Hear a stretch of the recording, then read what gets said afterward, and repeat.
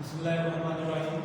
Students, मैं हूं सईद इरफान शेख और आज मैं हाजिर हुआ हूं 9th क्लास के जनरल मैथ के चैप्टर नंबर 2 के साथ। चैप्टर नंबर 2 आज 9th क्लास का हम करेंगे। उससे पहले आपको मैं आपको बताता चलूँ कि आप हमारे चैनल को सब्सक्राइब करें और साथ बेल के बटन को प्रेस करें ताकि हर आने वाली वीडियो आपको मिल सके। स्टूडेंट, जो 9th क्लास का जनरल मैथ का चैप्टर नंबर 2 है उसका नाम है ज़कात, उशर और विरासत। सबसे पहले तो हम ये सीखते हैं कि ज़कात क्या है, उशर क्या है और विरासत किसे कहते हैं। देखिए, ज़कात वो रकम है जो एक साहिब निसाब मुसलमान साल में एक बार अपने माल में से गरीबों और ज़रूरतमंदों में तकसीम करता है, या तो इस्लामी रियासत के जरिए या फिर बज़ाते खुद। वो रकम जो साबित निसाब मुसलमान दी की शरह पर, यानी कि इस्लाम ने शरह मुकर्रर की है, गुरबा और ज़रूरतमंदों में साल में एक बार तकसीम करते हैं। अब जो ज़कात की शरह है जो इस्लाम ने मुकर्रर की है वो है 2.5%, यानी कि कोई भी साबित निसाब मुसलमान है वो जब ज़कात अदा करेगा तो ज़कात अदा करने की जो शरह है वो है 2.5%। उसके बाद स्टूडेंट्स, उशर भी एक ज़कात की शक्ल है, लेकिन ये सिर्फ ज़री पैदावार पर होती है। ज़मीन से काश्त की गई ज़री पैदावार ज़कात को उशर कहते हैं। उशर दो तरह का होता है, एक होता है मसनूई और कुदरती। जब बारिश से कोई फसल पैदा होती है उसको कहते हैं कुदरती पैदावार, और उस पर उशर की जो शरह होती है वो 10% होती है। और जब जो मसनूई ज़रा है, ट्यूबवेल वगैरह, उनसे कोई फसल काश्त की जाती है तो उस पर उशर की शरह 5% होती है, और उसको हम कहते हैं मसनूई उशर या मसनूई शरह। तब उसके बाद विरासत, जब कोई भी शख्स दुनिया से वफात पा जाता है तो अपने हिस्से में जो जायदाद छोड़ता है, मालियत छोड़ता है, उसको विरासत कहते हैं। तो इस चैप्टर में हम ये सीखेंगे कि ज़कात को किस तरह निकाला जाता है, उशर किस तरह मालूम किया जाता है, और विरासत औलाद और बेवा में किस तरह तकसीम होती है। देखिए, सवाल नंबर 1 करते हैं। Question number 1, exercise 2.1। Question number 1 है, अगर सोने की मालियत 11,10,000 रुपये हो तो उस पर ज़कात मालूम करें। देखिए स्टूडेंट्स, सोने की जो मालियत है वो सबसे पहले लिखेंगे 11,10,000 रुपये। उसके बाद ज़कात की शरह, ज़कात की शरह मैं आपको बता चुका हूँ, हमेशा 2.5% होती है। ज़कात की जब मालियत मालूम करनी है, रकम मालूम करनी है, इन दोनों को मल्टीप्लाई करेंगे, 2.5% मल्टीप्लाई करें ये क्वांटिटी में। अब इसका पॉइंट खत्म करेंगे, ऐसा आ जाएगा, परसेंटेज खत्म करेंगे, ओवर में 100 मल्टीप्लाई करेंगे। उसके बाद ये 3 जीरो कैंसिल, और इनको जब हम मल्टीप्लाई करेंगे तो हमारे पास ये आंसर आ जाएगा 27,750। इसी तरह जब कोई भी मालियत आपको मालूम हो तो उसकी इस तरीके से आप ज़कात या उशर मालूम कर सकते हो। अब क्वेश्चन नंबर 2 आगे करते हैं। क्वेश्चन नंबर 2 में भी ज़कात ही हमने मालूम करनी है, लेकिन उसकी स्टेटमेंट कुछ यूँ है कि 10 तोला सोना और 40 तोला चांदी पर ज़कात की रकम मालूम करें, जबकि सोने की फी तोला जो मालियत है 40,000 रुपये और चांदी की फी तोला मालियत 5,000 रुपये है। अब देखिए, सोना है 10 तोला, फी तोला मालियत है 40,000। अब जो मालियत सोना की होगी, इन दोनों को 10 तोला को 40,000 को मल्टीप्लाई करेंगे, ये सोने की मालियत। चांदी है 40 तोला, चांदी की फी तोला मालियत है 5,000। दोनों को जब मल्टीप्लाई करेंगे तो हमारे पास चांदी की मालियत आ जाएगी। अब टोटल जो मजमूई कुल मालियत होगी वो ऐसे होगी, इसको सोने की और चांदी की मालियत को प्लस कर देंगे। ये हमने ऐड कर दिया, दोनों की जो मालियत है उसको प्लस कर दिया। दोनों की मालियत को प्लस करने के बाद हमारे पास आई 4 लाख, और जो 2 लाख मालियत की प्लस किए 6 लाख हमारे पास कुल मालियत है। अब 6 लाख मालियत पर ज़कात की शरह होगी 2.5%।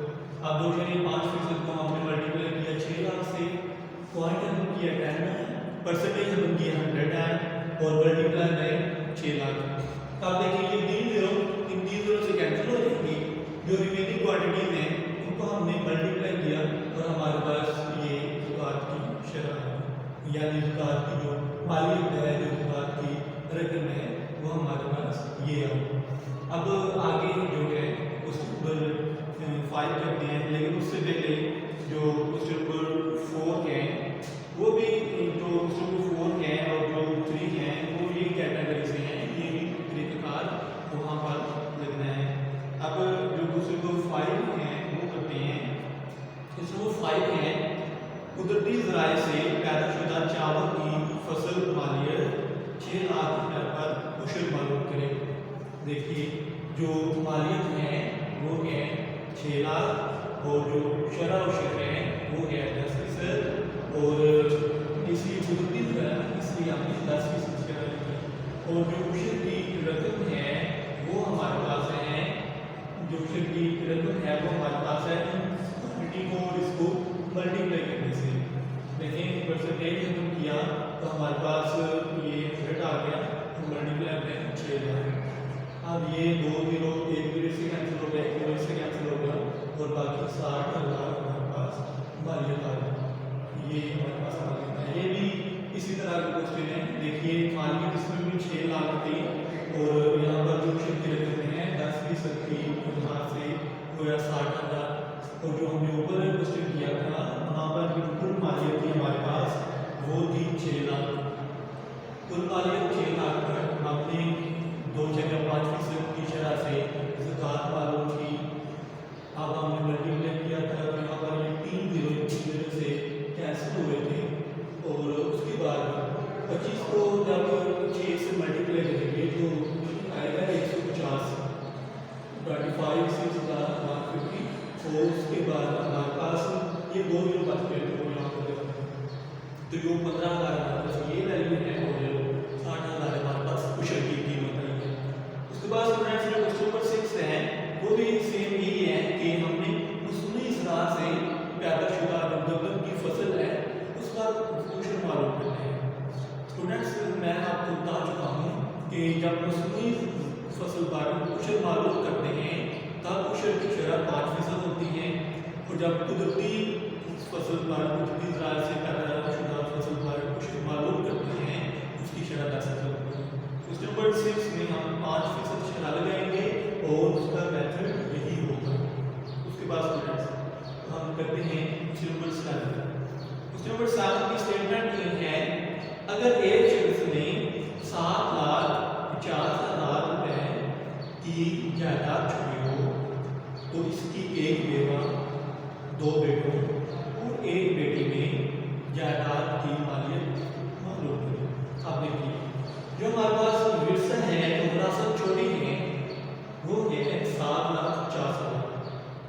सबसे पहले हमने ये काम करना होता है बेवा का हिस्सा निकालना होता है। औलाद की मौजूदगी में बेवा का हिस्सा होता है 8वां यानी 1/8। बेवा का हिस्सा, बेवे के हिस्से में रकम कितनी आती है, बेवा के हिस्से में वो मालियत कितनी आती है वो मालूम करती है। 1/8 मल्टीप्लाई बाय 7,50,000 ये हमने मालियत मालूम करने के लिए इसको मल्टीप्लाई किया। देखिए 1 को हम इस क्वांटिटी पर डिवाइड करेंगे हमारे पास आएगी जो रकम 93,750 यानी 93,750 रुपये बेवा का हिस्सा है। अब बेवा का हिस्सा निकालने के बाद जो मालियत बचती है वो औलाद में तकसीम होती है। तो अब बेवा का हिस्सा निकालने के बाद कितनी मालियत होती है वो देखते हैं। बाकी मालियत यहाँ पे बकिया मालियत 7,50,000 माइनस 93,750 माइनस करने से हमारे पास आया 6,56,250। अब ये जो हमारे पास रकम है ये बाकी मालियत है। अब इसमें से 2 बेटों और 1 बेटी के हिस्से में देखिए बेटों और बेटी के हिस्से में जो बेटों और बेटी के हिस्से में जो हिस्से हैं वो हम मालूम करते हैं। तो बेटे और बेटी के हिस्से में जो निस्बत होती है वो होती है बेटे का हिस्सा होता है डबल और बेटी का हिस्सा होता है सिंगल।